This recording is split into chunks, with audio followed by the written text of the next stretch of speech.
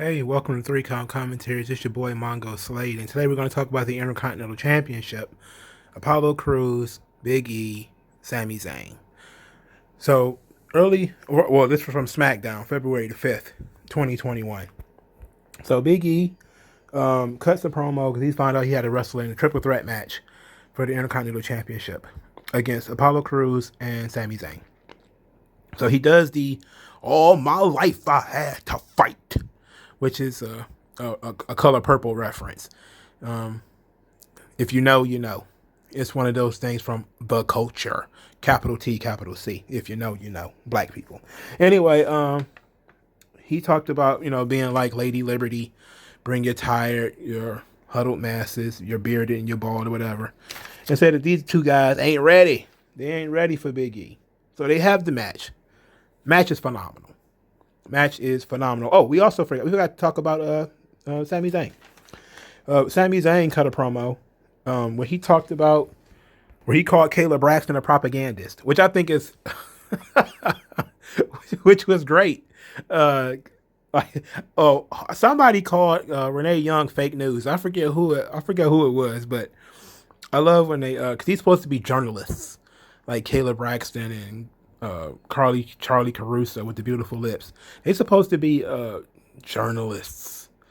I don't know what that means. Like, what do they journal? What do they write? Like, they don't do anything. They don't hunt down stories or anything. They just stand there and hold microphones. Like, they don't they don't do any research. No, they just ask questions. Anyway, he called Caleb Braxton a propagandist and said that he lost the Intercontinental title in a lumberjack match that he never agreed to, and that he's going to be the undisputed champion of the people coming out of this match. So now we get to the match, and the match was excellent. It was great. Now going into this match, I was thinking, how do they write the story so that Sami Zayn gets screwed again? And he does. I mean, because that's his character. His character is that he gets screwed. It's a series of unfortunate events when it comes to Sami Zayn, right? It's never that he just gets flat out gets beaten. It's always, somebody else interfering, the ref missing something, mistakes are made, and so he can continue his, everything is against me, everybody's against me shtick. So I was thinking, how are they going to do that here? Because obviously he wasn't going to win. I could see Apollo Crews winning, but there was no way Sami Zayn was going to win. So I was thinking to myself, okay, how do we get out of this so Sami Zayn could continue his everybody's against me thing? And they did a decent job. Obviously, we're still in the situation where Sami Zayn's been holding on for over a month and chasing this title and demanding rematches and stuff like that. And, we kind of pushing it. We kind of need to move him along. But I think that this ought to be pretty interesting. So we get this match, and this match was great. The moves for one of the few times I'm going I like moves are cool.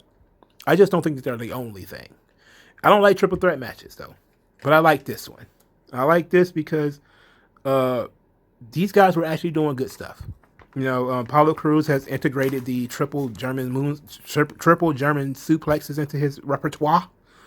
He also did a moonsault from the apron onto a prone Big E on the floor. So Big E is laying on the floor outside the ring, and he did a thigh slap moonsault because that's the only kind of moonsaults Apollo Crews can do. He just does this really strict thigh slap moonsault where he kind of reminds himself to rotate.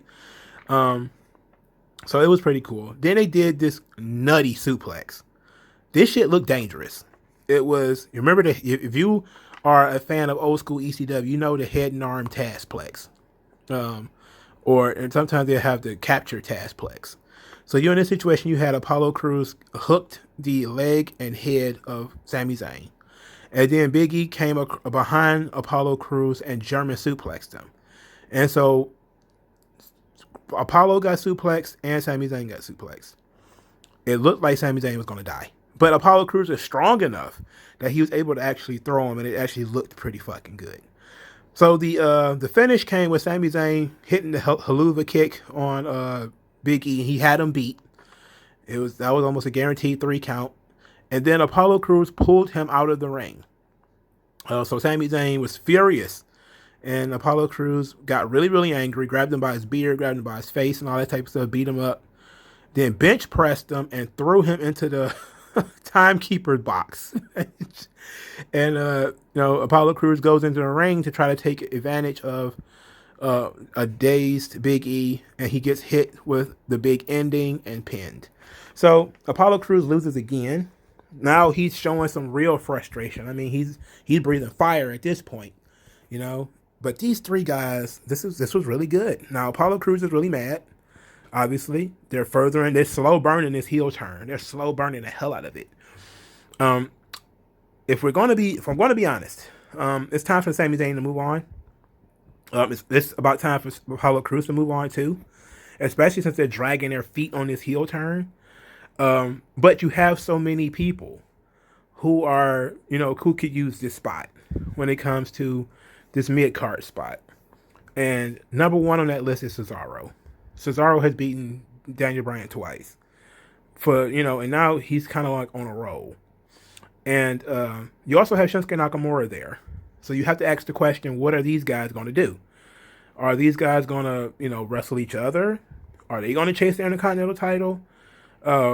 That's one thing, You have tons of options. You also have the Mysterios. You have Seth Rollins coming back soon. Could Seth Rollins be an option?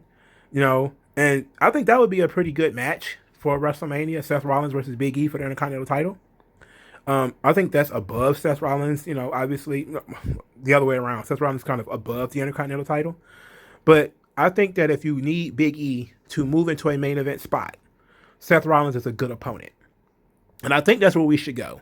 If you're trying to put Big E on a main event level without actually putting him in the actual main event, the next best thing is to have him go into WrestleMania as the Intercontinental Champion against somebody who theoretically, I don't think he's ever worked against one-on-one. And if he did, it's probably been a long time since they had a match against a high-ranking, high-level opponent, and something that actually would matter, that could really get into.